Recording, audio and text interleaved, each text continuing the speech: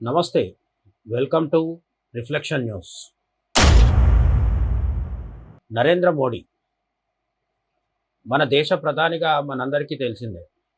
అయితే నరేంద్ర మోడీ అనగానే ఒక సామాన్య ఆర్ఎస్ఎస్ స్వయం సేవక్ నుంచి ఒక బీజేపీ కార్యకర్తగా, అక్కడి నుంచి బీజేపీ నాయకుడిగా, అక్కడి నుంచి గుజరాత్ ముఖ్యమంత్రిగా, ఆ తర్వాత దేశ ప్రధాని అయిన తర్వాత ముచ్చటగా మూడోసారి కూడా అందరి అంచనాల్ని తలక్రిందులు చేస్తూ మోడీ 3.0 ప్రభుత్వాన్ని నడిపిస్తున్న ఒక విజయవంతమైన ప్రపంచ నేతగా మనకు కనిపిస్తారు. అయితే మోడీ విజయానికి అనేక కారణాలు అనేక మంది చెప్తుంటారు. ఆయన కృషి అని, ఆయన అంకిత భావం అని, ఆయన వ్యక్తిత్వం అని ఇలాంటివన్నీ చెప్తుంటారు. అయితే మోడీలో మనమందరం గుర్తించాల్సిన ఒకానొక గొప్ప విషయం ఏంటంటే మోడీ సంకల్ప బలం. మోడీ ఏదైనా చెబితే తప్పకుండా చేస్తాడు. నరేంద్ర మోదీ ఏదైనా చెప్పలేదంటే అది కూడా తప్పకుండా చేసే అవకాశమే ఉంటుంది. అంటే మోదీ చెప్పకుండా సడన్‌గా ఏదైనా పని చేస్తే అది కూడా చాలా రోజుల క్రితమే వ్యూహాత్మకంగా నిర్ణయింపబడి అది మనకు తెలవడానికి కాస్త టైం పట్టిందని మాత్రమే అనుకోవాలి. అది సర్జికల్ స్ట్రైక్స్ అయినా కావచ్చు, బాలాకోట్ బాంబు దాడులైనా కావచ్చు, డీమానిటైజేషన్ అయినా కావచ్చు, ఇటువంటివి హఠాత్తుగా జరిగినట్టు మనకు అనిపిస్తుంటాయి. కానీ దాని వెనుక కూడా మోదీ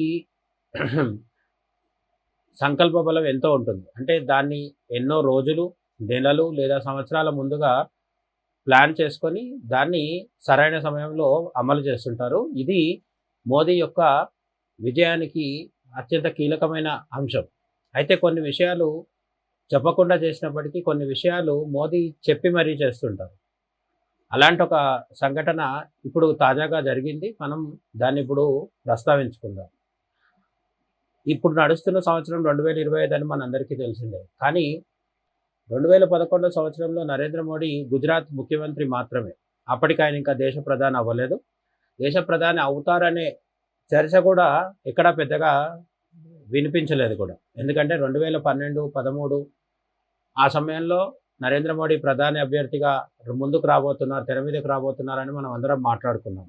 కానీ 2014లో విజయానికంటే చాలా సంవత్సరాల ముందు, చాలా కాలం ముందు 2011లో నరేంద్ర మోడీ గుజరాత్ ముఖ్యమంత్రి హోదాలో ట్విట్టర్ ప్లాట్ఫామ్ పైన ఒక ట్వీట్ చేయడం జరిగింది. ఆ ట్వీట్లో ఏమన్నారంటే 2008లో అంటే దేశాన్ని యూపీఏ పరిపాలిస్తున్న కాలంలో అటు మహారాష్ట్రలోను, అటు ఢిల్లీలోను 2 చోట్ల కాంగ్రెస్ ప్రభుత్వాలే, కాంగ్రెస్ రాష్ట్ర ప్రభుత్వము, కాంగ్రెస్ కేంద్ర ప్రభుత్వం 2 ఉన్నప్పుడే 2008లో కసబ్ వాడితో పాటు మరి కొంతమంది ఉగ్రవాదులు, మొత్తం 10 మంది ఉగ్రవాదులు వచ్చి దాదాపు 165, 175 మందిని చంపడమే కాకుండా అనేక వందల మందికి గాయాలయ్యి వాళ్ళ జీవితాలన్నీ ఛిద్రమయ్యేలా చేసిన దారుణమైన, తీవ్రమైన ఉగ్రవాద దాడి.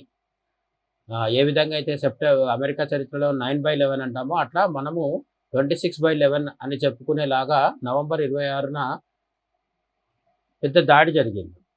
ఆ దాడి జరిగినప్పుడు 2008లో అందరూ తీవ్రంగా స్పందించడం జరిగింది.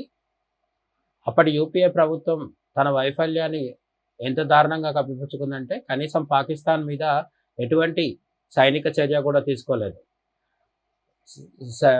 మన దేశ నేవీ అలాగే వైమానిక దళం కూడా అప్పటి మన్మోహన్ని కావచ్చు, మన్మోహన్ ద్వారా అసలు అధికారాన్ని చెలాయించిన సోనియా గాంధీని కావచ్చు, మనం దాడి చేద్దాము అని అడిగితే ఎంతమాత్రం ఒప్పుకోలేదు. అమెరికా దగ్గర పోయి, అప్పుడున్న ఒబామా దగ్గర పోయి పాకిస్తాన్ మీద ఒక చిన్న కంప్లైంట్ చేసి చేతులూపుతూ మన వాళ్ళు ఇంటికి రావడం జరిగింది యూపీఏ ప్రభుత్వం. కానీ ఆ తర్వాత దాని మీద అనేక చర్చలు జరిగాయి. ఆ చర్చలు జరుగుతున్న క్రమంలో ఎంత దుర్మార్గానికి అప్పటి యూపీఏ కాంగ్రెస్ ప్రభుత్వం, కాంగ్రెస్ నాయకులు తెగబడ్డారంటే ఒకడెవడో ముంబైలో జరిగిన దాడులు, ఉగ్రవాద దాడులు ఏవైతున్నాయో అవి ఆర్ఎస్ఎస్ కుట్ర అని ఒక పనికిమాలిన వాడు ఒక బుక్ రాస్తే ఆ బుక్ ఆవిష్కరణ సభలో కాంగ్రెస్ నాయకుడు దిగ్విజయ్ సింగ్ పాల్గొని దాన్ని సమర్థించడం జరిగింది. అంటే ఆర్ఎస్ఎస్లో ఉండే దేశభక్తులు ముంబై నగరం మీద దాడి చేయించి హిందువులు, క్రిస్టియన్లు, ముస్లింలు అన్న తేడా లేకుండా, దేశ విదేశీయులన్న తేడా లేకుండా నరమేధానికి, మారణకాండకు పాల్పడ్డారనేది వీళ్ళ ఆరోపణ. దాన్ని దిగ్విజయ్ సింగ్ లాగా ఒకప్పుడు మధ్యప్రదేశ్కి ముఖ్యమంత్రిగా పనిచేసిన సీనియర్ నాయకుడు అయినప్పటికీ ఎటువంటి సంకోచం లేకుండా ఆయన దాన్ని సమర్థించడం జరిగింది.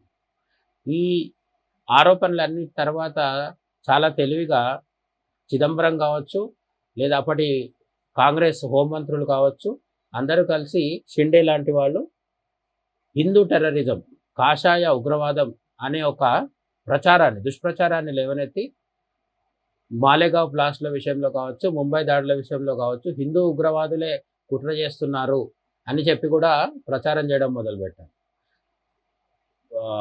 ఒక కానిస్టేబుల్ తుకారాం ఓంబలే అనే ఆయన ప్రాణాలకు తెగించి తన ప్రాణత్యాగం చేసి కసాబ్ని కానీ పట్టుకోకపోయి ఉంటే, ఒకవేళ పాకిస్తాన్ నుంచి వచ్చిన ఉగ్రవాదులు అందరూ చనిపోయి ఉంటే ఆర్ఎస్ఎస్ వాళ్ళే ముంబై దాడులు చేయించారు అని చెప్పి ఈ రోజు కూడా మనకు చెబుతూ పాఠ్యపుస్తకాల్లో కూడా కాంగ్రెస్ ప్రభుత్వాలు, కాంగ్రెస్ నాయకులు చొప్పించి ఒక తప్పుడు చరిత్రని మన మీద రుద్దేవాళ్ళు.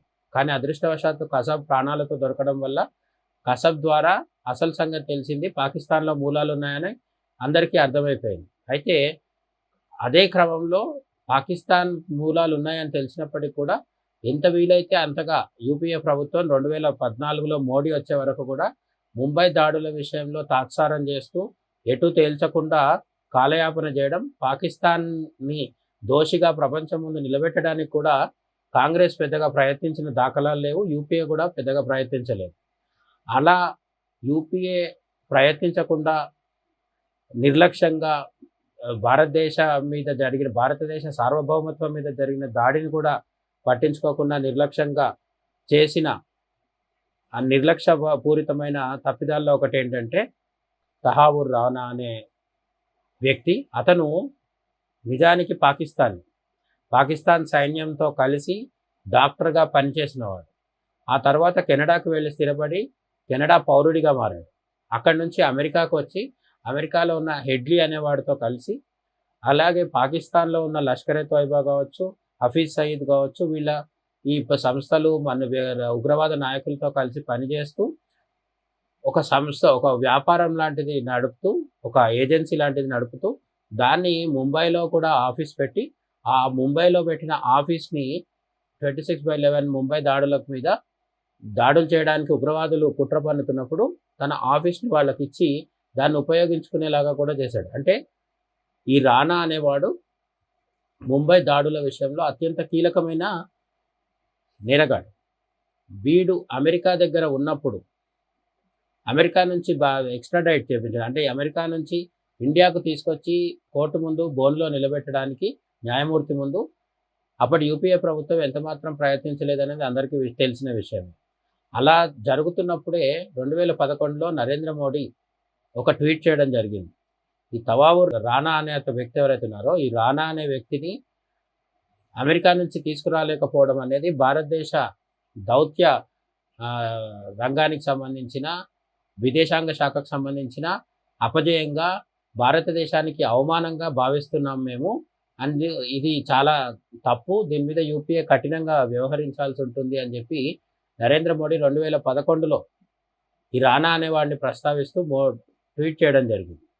కానీ దున్నపోతు మీద నీళ్లు పోసిన చందంగా అవినీతిలో కూరుకుపోయి దేశపాలనని అటకెక్కించేసి మొత్తం అరాచక స్థితిలోకి తీసుకెళ్ళిపోయిన, ఎక్కడ పడితే అక్కడ బాంబుల దాడులు జరుగుతున్నా పట్టించుకొని, సైనికుల తలలు నరుకుతున్నా కూడా పట్టించుకొని, చైనా దురాక్రమణలు చేస్తున్నా కూడా పట్టించుకొని, యూపీఏ 2 ప్రభుత్వం నరేంద్ర మోడీ చేసిన ట్వీట్ని కూడా పెద్దగా పట్టించుకోలేదు. దాని గురించి ఎక్కడ పెద్దగా చర్చ జరగలేదు.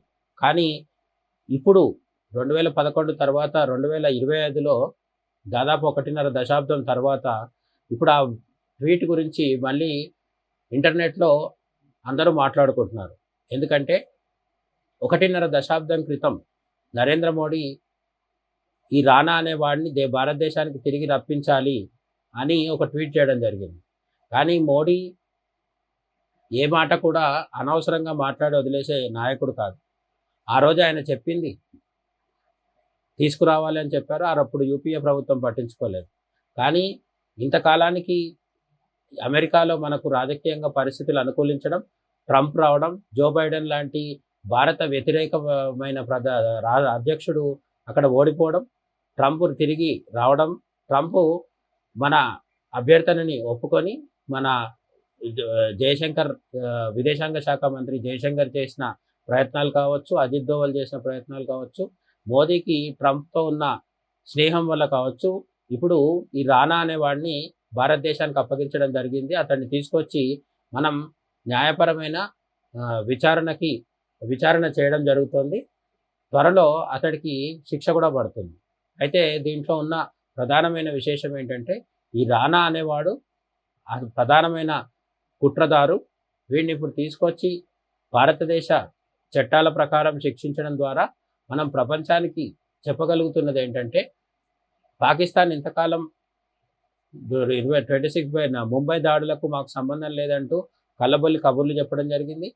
దానికి అనుకూలంగానే మన దేశంలో ఉన్న కాంగ్రెస్ నాయకులు కూడా హిందూ ఉగ్రవాదం, కాషాయ సాఫ్రాన్ టెర్రరిజం, కాషాయ ఉగ్రవాదం అంటూ సన్నాయి నొక్కులు నొక్కుతూ దుర్మార్గమైన దుష్ట ప్రచారం మన హిందుత్వం మీద, సనాతన ధర్మం మీద చేయడం జరిగింది. అవన్నీ తప్పని నిరూపించడానికి ఈ రానా అనేవాడు సజీవ సాక్ష్యం.